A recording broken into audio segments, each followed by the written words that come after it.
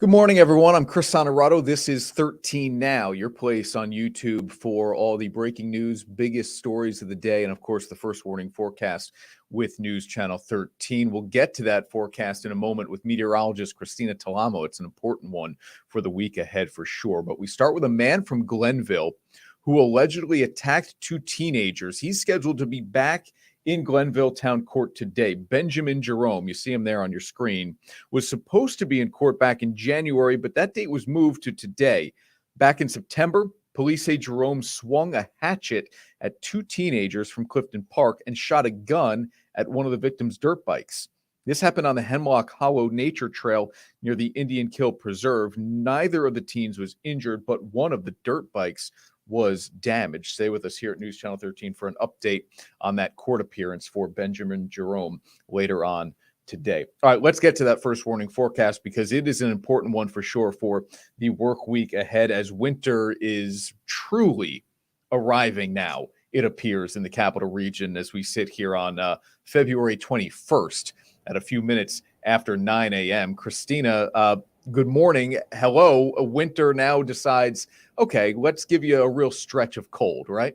Yeah, good morning, Chris. It's about time. I mean, it hasn't really felt like winter. We've had no snow for the month of February. Trace amount in Albany. That's it. So I guess Mother Nature's trying to squeeze a little winter weather in towards the end of February before we head towards March. But we'll also be looking at some colder temperatures on the way for March. And March is always a tricky month. So that'll be something we'll be talking about. But yeah, an active weather pattern this week. We had disturbance move through this morning that led to a little bit of light snow south and east of Albany. Really not expecting or didn't expect any accumulation with that. And we'll see another chance for some snow showers, mixed rain and snow showers this afternoon, and an even better chance by Wednesday into Thursday. So busy week in the weather centers. We'll have a lot to talk about. 33 degrees in Schenectady on your CDPHP first warning weather cam.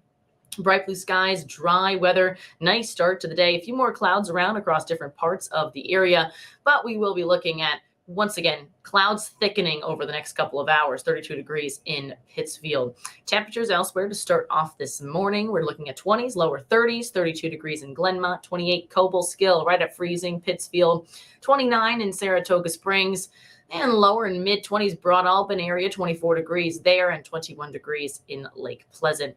We'll see high temperatures today in the upper 30s and the lower 40s. So not feeling like the 50s we saw yesterday. Winter is returning, and we're seeing a downward spiral in those temperatures now over the next couple of days. Here's a look at that satellite and radar. You see that disturbance moving off to our east from earlier this morning. Seeing some clear skies across parts of the area, but thickening clouds off to our west associated with that system that we are tracking there. And this will be heading our way from over the Great Lakes, moving across our area as we head throughout the afternoon. So let's time it all out. Here's a look at that hour by hour forecast as we head towards lunchtime, still staying dry, but notice a lot more clouds around. And then as we head towards 3 p.m., we'll start to see a batch of rain and snow move into the area. Will be too warm, likely in the valley locations, to really look at some snow. So you'll be looking at more rain, and we'll see a better chance for some snow showers, some wet snow in the Adirondacks, southern Vermont, Catskills, Berkshires. But the better chance for really any accumulating snow with this system, maybe a couple of inches in the higher elevations, the peaks of the Adirondacks or southern Vermont.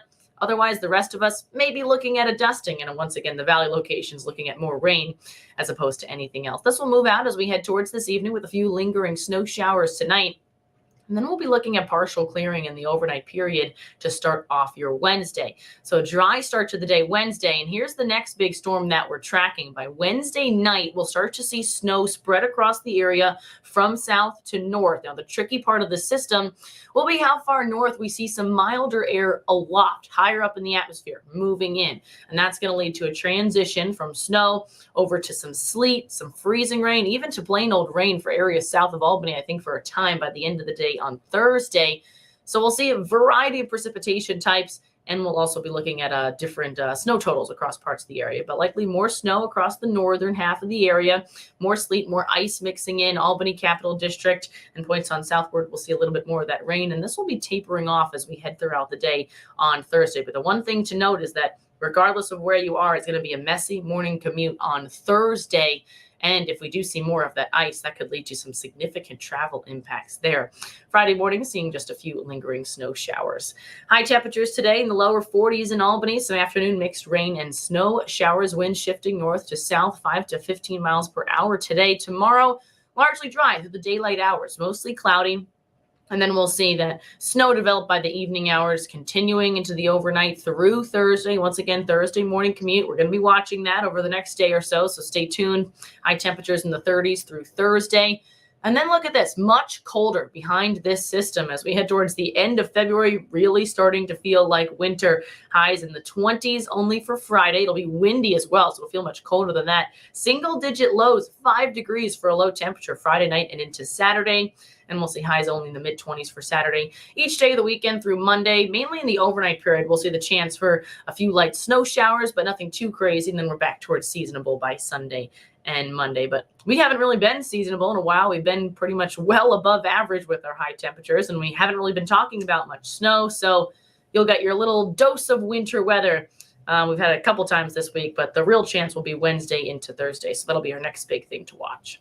And look, the good news is no school this week, so the commute will be a little bit lighter. You don't have to worry about the school buses out there. But it sounds like when we wake up on Thursday, Christina, we're going to have to worry about clearing the driveway. And you said a little bit of a slower commute, right? Yeah, and definitely depending on where you are. I mean, we'll get a better idea of exactly what we're looking at within the next 24 hours, but we're not talking about just snow. Some of you might have to be dealing with more cleaning up some snow. We're talking about ice too, freezing rain, and that could lead to some really slick travel. So just a lot that we need to be prepared for anyone that does need to travel Thursday morning.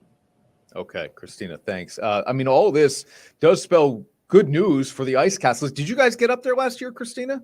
I did. I love rainbow. I love all the color. Yeah, that's the flashing. I loved that. Yeah, the ice castles were awesome. We got some hot chocolate, walked around. Of course, I haven't been up there this year, but yeah, good news with the weather for the ice castles and maybe get a few good days in there. Yeah, so they're scheduled to reopen Wednesday night at 6 o'clock. And obviously, you said it's been a spotty winter for them, but you can buy tickets now from Wednesday through Sunday. That's the 26th.